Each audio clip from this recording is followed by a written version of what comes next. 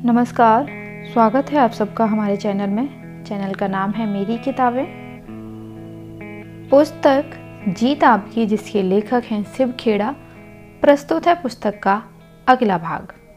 हम जीविका के लिए क्या करते हैं और हम जीविका के साथ क्या करते हैं में अंतर। पैसा हर काम की कीमत नहीं होता। माँ बाप बच्चों की परवरिश इस उम्मीद से नहीं करते कि उन्हें बदले में उन्हें पैसा मिलेगा। बहुत से लोगों के पास काफ़ी पैसा है मगर फिर भी वे गरीब हैं। हमारा लक्ष्य होना चाहिए कि हमारे पास पैसे भी हों और हम मानसिक स्तर पर अमीर भी हों। हम लोगों की ज़िंदगी का सबसे दुर्भाग्यपूर्ण पहलू यह है कि कई लोग पैसा बिना कमाए ही हासिल करना चाहते हैं। दुनिया की सबसे अच्छी और सबसे सुंदर चीज़ों को न तो देखा और ना ही छुआ ही जा सकता है, उन्हें दिल से महसूस किया जाना चाहिए। Helen killer. मेहनत इंसान को पैसे की कीमत सिखाती है, इसीलिए यह बहुत ज़रूरी है कि माँ बाप अपने बच्चों को यह बात सिखाएं। मुझे युवा पीढ़ी के बारे में सोचकर बहुत दुख होता है कि वह मूल्यों को सीखे बिना दौलत विरासत में पा लेते हैं। सही शिक्षा और निर्देशन न मिलने की वजह से वे हर चीज़ को पैसे से तौलते हैं। उनका मानना है कि हर चीज़ बिकाऊ है और हर चीज़ की कीमत है। वास्तव में ये सच नहीं है। चरित्र अमूल्य है।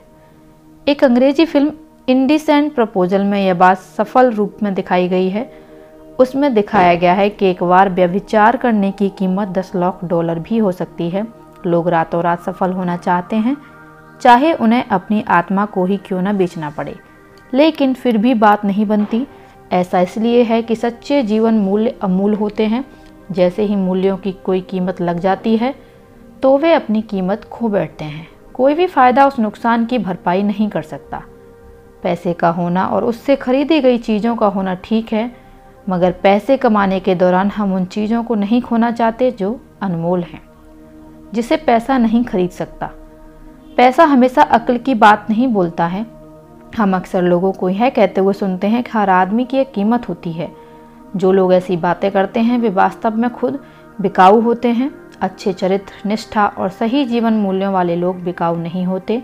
पैसा खरीद सकता है हंसी मगर खुशी नहीं, बिस्तर मगर नींद नहीं, किताबें मगर ज्ञान नहीं, एक घड़ी मगर समय नहीं, साथी मगर दोस्त नहीं, चमक दमक मगर खूबसूरती नहीं, खाना मगर भूख नहीं, मकान मगर घर नहीं, दवा मगर सेहत नहीं, अंगूठी मगर जीवन साथी नहीं।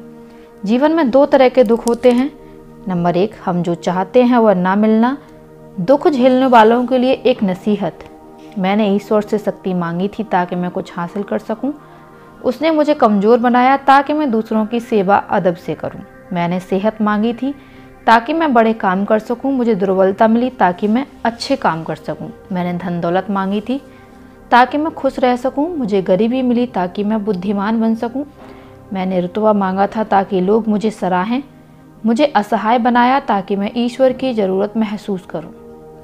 मैंने सब चीज़ें मांगी थी ताकि मेरा जीवन खुशहाल हो। मुझे सिर्फ जीवन मिला ताकि मैं हर चीज़ से खुशी पा सकूं। मैंने जो भी मांगा नहीं मिला, मगर वह सब कुछ मिला जिसकी आशा की थी। मेरे ऐसा करने के बावजूद मेरी अनकही प्रार्थनाएं सुनी गईं। मुझ पर सब इंसानों से ज़्यादा कृपा हुई। अज्ञात। नंबर 2, जो चाहा वह मिला। जब हमारे जीवन मूल्य स्पष्ट न हो तब हमारी इच्छाओं का पूरा होना ज़्यादा दुखदायी हो सकता है। राज मिदास की कहानी यही बताती है। मिदास का स्पर्श। हम सभी लालची राजा मिदास की कहानी जानते हैं। उसके पास सोने की कमी नहीं थी, लेकिन सोना जितना बढ़ता वह और अधिक सोना चाहता। उसने सोने को खजाने में जमा कर लिया था और हर रोज़ उसे गिना करता था। एक दिन जब वह सोना गिन रहा था तो एक अजनबी कहीं से आया। बोला, तुम मुझसे ऐसा कोई भी वरदान मांग सकते हो जो तुम्हें दुनिया में सबसे ज़्यादा खुशी दे।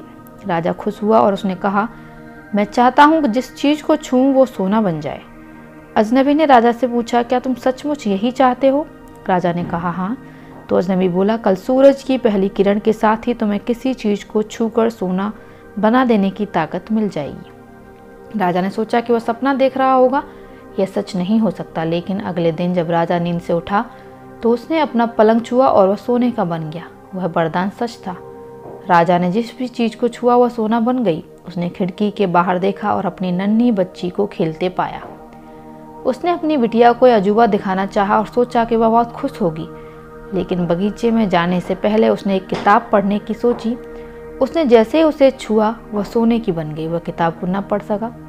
फिर वह नाश्ता करने बैठा। जैसे ही उसने फलों और पानी के गिलास को छुआ वे भी सोने के बन गए। उसकी भूख बढ़ने लगी और खुद से बोला, मैं सोने को खा और पी नहीं सकता। ठीक उसी समय उसकी बेटी दौड़ती हुई वहाँ आई और उसने उसे बाहों में भर लिया। वह सोने की मूर्ति बन गई। अब राजा के चेहरे से खुशी गायब हो गई।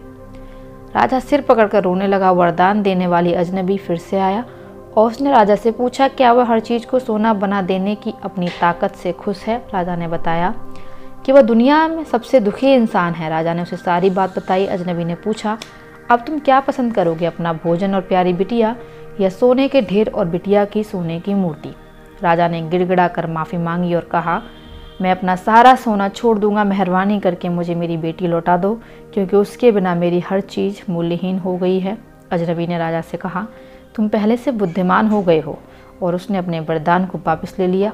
राजा को अपनी बेटी फिर से मिल गई और उसे एक ऐसी सीख मिली जिससे वह जिंदगी भर नहीं भुला सका। इस कहानी से क्या शिक्षा मिलती है? नंबर 1, घटिया या विकृत जीवन मूल्यों से दुख ही मिलता है। 2, कई बार इच्छा का पूरा होना ना पूरा होने से बड़ा दुख बन जाता है। नंबर 3, फुटबॉल के खेल में तो खिलाड़ी बदले जा सकते हैं, पर जिंदगी के खेल में ना तो खिलाड़ी बदले जा सकते हैं और ना ही खेल दोबारा खेला जा सकता है। शायद हमें अपने दुखों से मुक्ति पाने का मौका दोबारा ना मिल सके। आप कैसे याद किया जाना पसंद करेंगे? करीब 100 साल पहले एक आदमी ने सुबह के अखबार में जब अपना नाम उठावनी वाले कॉलम में देखा तो वह हैरान रह गया। अखबार वालों ने गलतफहमी की वजह से उसका नाम छाप दिया था। उसे पढ़कर वह पहले तो हक्का बक्का रह गया, क्या मैं जिंदा हूँ या नहीं? थोड़ा संभलने पर उसके मन में विचार आया कि देखूं लोगों ने मेरे बारे में क्या कहा है। उसके बारे में लिखा गया था, डायनामाइट का बादशाह मर गया और वह मौत का सौदागर था। इस व्यक्ति ने डायनामाइट की खोज की थी। अखबार में अपने लिए इस्तेमाल किए गए मौत का सौदागर विश्लेषण को पढ़कर उसने खुद से सवाल किया, क्या मुझे इसी तरह याद किया जाएगा? उसने फैसला किया कि वह हरगिज़ नहीं चाहेगा कि लोग उसे इस तरह याद करें। उस दिन से उसने शांति के लिए काम करना शुरू कर दिया। उसका नाम था अल्फ्रेड नोबल और आज उसे नोबल पुरस्कार के लिए याद किया जाता है।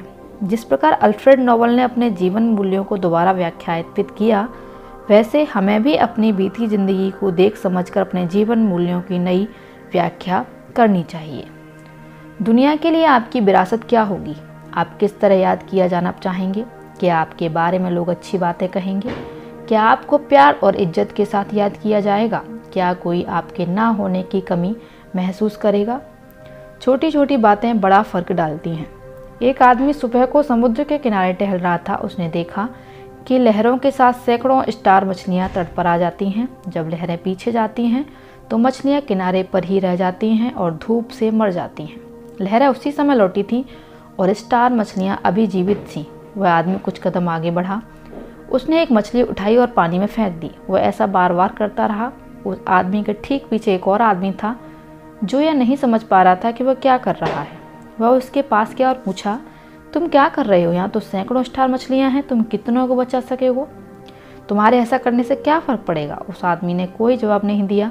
2 कदम आगे बढ़कर उसने एक और मछली को उठाकर पानी में फेंक दिया और बोला, इससे इस एक मछली को तो फ़र्क पड़ता है। हम कौन सा फ़र्क डाल रहे हैं, बड़ा या छोटा? इससे कोई फ़र्क नहीं पड़ता। अगर सब लोग थोड़ा थोड़ा फ़र्क लाएं तो बहुत बड़ा फ़र्क पड़ेगा। क्या आपका जीवन बचाने लायक है? एक लड़का नदी में डूब रहा था और मदद के लिए चिल्लाया। एक आदमी जो उधर से गुजर रहा था नदी में कूद पड़ा और उसने लड़के को बचा लिया। जब वह आदमी जाने लगा तो बच्चे ने कहा, धन्यवाद। उस आदमी ने पूछा, किस लिए? लड़के ने जवाब दिया, मेरी ज़िंदगी बचाने के लिए। उस आदमी ने लड़के की आंखों में देखा और कहा, बेटा, जब तुम बड़े हो जाओ तो इस बात को साबित करना कि तुम्हारी ज़िंदगी बचाने लायक थी। यह सोचने का समय है, यह सचेत होने का समय है। आत्मसंतुष्टि के बिना सफलता व्यर्थ है। यदि जीवन का कोई अर्थ और उद्देश्य ना हो तो आप कितना भी सम्मान, पैसा और शिक्षा हासिल कर लें, आपको ज़िंदगी में खालीपन और उदासी ही महसूस होगी। सेहत, पैसा, परिवार, समाज और जीवन मूल्यों के बारे में अपनी व्यक्तिगत सफलता की फिलॉसफी बनाने से ही सफलता की शुरुआत होती है। अगर हमारी ज़िंदगी में सफलता की साफ फिलोसॉफी न हो तो ख्याली पुलाव ही हमारे मार्गदर्शक बन जाएंगे।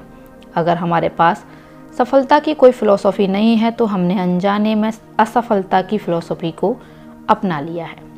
वचनबद्धता हमारे जीवन मूल्यों का एक बेहद ज़रूरी हिस्सा है। वचनबद्धता, जब हमारे जीवन मूल्य साफ होते हैं तो फैसला लेना और वचन निभाना आसान हो जाता है। उदाहरण के तौर पर, आप दुश्मनों को अपने देश के राज बेचकर अपने देश के प्रति वचनबद्धता नहीं निभा सकते। अपने दोस्त के राज दूसरों को बताकर दोस्ती बरकरार नहीं रख सकते। भरसक कम काम करके आप अपनी नौकरी या काम के प्रति वचनबद्धता नहीं दिखा सकते। वचनबद्धता पूरा न करने का नतीजा बेईमान व्यवहार होता है। कोई रिश्ता, चाहे वह व्यक्तिगत हो या व्यावसायिक, अगर ऐसी बातों के बावजूद कायम रहे तो मुझे हैरानी होगी। मैं कोशिश करूंगा मगर मैं वचनबद्धता नहीं दे सकता। मैं इसे कर लूंगा मगर मेरे भरोसे मत रहना। अगर हो सका तो मैं आऊँगा मगर कम ही आशा रखना। जब तक तुम कामयाब हो मैं तुम्हारे साथ रहूँगा। जब तक तुम्हारी सेहत अच्छी है मैं तुम्हारे साथ रहूँगा। जब तक मुझे कुछ और अच्छा नहीं मिल जाता मैं तुम्हारे साथ रहूँगा। अगर ये रिश्ते एक दूसरे पर भरोसा नहीं कर सकते तो मुझे समझ में नहीं आता कि दुनिया का काम कैसे चलेगा। माँ बाप, बच्चे, पति पत्नी, गुरु और शिष्य, विक्रेता और ग्राहक, मालिक और कर्मचारी, दोस्त दोस्त, इन रिश्तों के बुनियादी उसूलों पर भरोसा न कर पाने का एहसास किसी इंसान को पागल बना सकता है। हमारे सबसे मजबूत रिश्ते वचन के अदृश्य धागे में बंधे होते हैं। इन दिनों वादों को तोड़ना कोई बड़ी बात नहीं मानी जाती है, लेकिन वचनबद्धता के बिना सभी रिश्ते खटाई में पड़ जाते हैं। वचनबद्धता की कमी रिश्तों में दरार डाल देती है और असुरक्षा बढ़ाती है। वचनबद्धता ना होने पर लोग समझ नहीं पाते कि उनके आपसी रिश्तों में कितनी गहराई है। वचनबद्धता में ये बातें शामिल हैं: नंबर 1, भरोसा, 2, विश्वसनीयता, 3, निश्चितता, 4, निरंतरता, 5, परवाह करना, 6, दूसरों की भावनाओं का एहसास, 7, कर्तव्य का भाव, 8, ईमानदारी, 9, चरित्र, 10, निष्ठा, 11, वफादारी। अगर इनमें से एक भी चीज़ की कमी हो तो वचनबद्धता में कमजोरी आ जाती है। जब कोई व्यक्ति किसी को वचन देता है तो वह वास्तव में कहता है, तुम मुझ पर हर हाल में भरोसा कर सकते हो और जब भी तुम्हें मेरी ज़रूरत होगी मैं तुम्हारे साथ होऊंगा। बिना किसी शर्त के दिया गया वचन कहता है, अनिश्चित भविष्य में मैं ही निश्चित हूँ। भविष्य को कौन सी चीज़ें अनिश्चित बना सकती हैं? पहला पॉइंट है आपकी ज़िंदगी और हालात में बदलाव। दूसरा, बाहरी हालात में बदलाव। अनिश्चितता के बावजूद वचनबद्धता कहती है, तुम मुझ पर भरोसा कर सकते हो। वचन देने वाला इंसान बहुत कुछ कुर्बान करने को तैयार रहता है।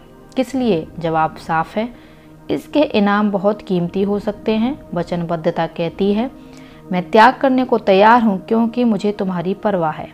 मैं भरोसेमंद व्यक्ति हूँ, तुम मुझ पर विश्वास कर सकते हो। मैं तुम्हें धोखा नहीं दूंगा।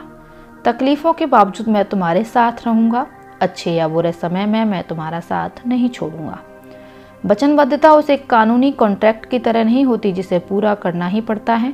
इसकी बुनियादी कागज के टुकड़े पर किया गया दस्तखत नहीं, बल्कि चरित्र और निष्ठा और दूसरों के मनोभावों का एहसास है। वचन देने का मतलब यह नहीं है कि कोई रास्ता न बचने पर ही उसे निभाया जाए। इसका मतलब है बहुत से रास्ते होने पर भी अपने वचन पर डटे रहना। ऊपर लिखे गुणों के बिना कोई भी इंसान दूसरों के साथ देर तक वचन नहीं निभा सकता। वचनबद्धता कायम रखने के फायदे क्या हैं? यह लाती है निश्चितता, सुरक्षा, व्यक्तिगत विकास, व्यक्ति और समुदाय के बीच अटूट रिश्ता, टिकाऊ व्यक्तिगत और व्यावसायिक रिश्ते। चोरों, चक्कों और गुंडे मवालियों को भी ईमानदारी से साथ वचन निभाने वालों की तलाश रहती है। वचनबद्धता उलझाव भरे विशाल जंगल में एक व्यवस्थित भूखंड की तरह है। यह असुरक्षित संसार में सुरक्षा कवच की तरह है। वचन पूरा करने के लिए की गई मेहनत वाजिब भी है और मूल्यवान भी। वचनबद्धता का मतलब है दूसरों की ज़रूरतों के लिए अपनी इच्छाओं का त्याग करना। याद रखें और गांठ बांध लें कि ज़रूरतें इच्छाओं से ज़्यादा गहरी या मजबूत होती हैं।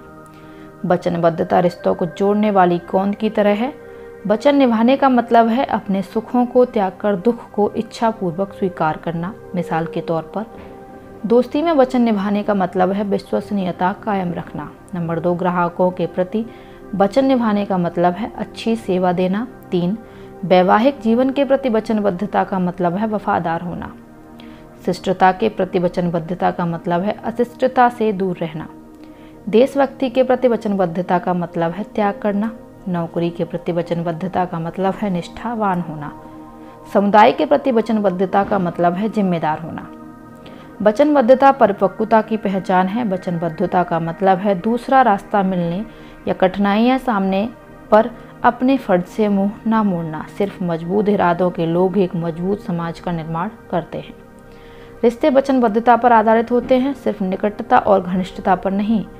कोई व्यक्ति करीबी और घनिष्ठ हो सकता है, लेकिन जरूरी नहीं कि वह वचन भी निभाए। पिछले कुछ दशकों में समाज के जीवन मूल्य तेजी के साथ बदले हैं। अब तो बिना वचनबद्धता के संबंध बनाना भी अच्छा समझे जाने लगा है। बहुत से लोग वचनबद्धता का मतलब बंधन मान लेते हैं। वे लोग वचनबद्ध होना नहीं चाहते क्योंकि वे खुद को इसके लिए पूरी तरह तैयार नहीं मानते हैं। फिर भी सालों तक वे दूसरे को हर चीज़ इस्तेमाल करते रहते हैं। बहाना यह होता है कि वचनबद्ध होने से पहले हम एक दूसरे को परख रहे हैं।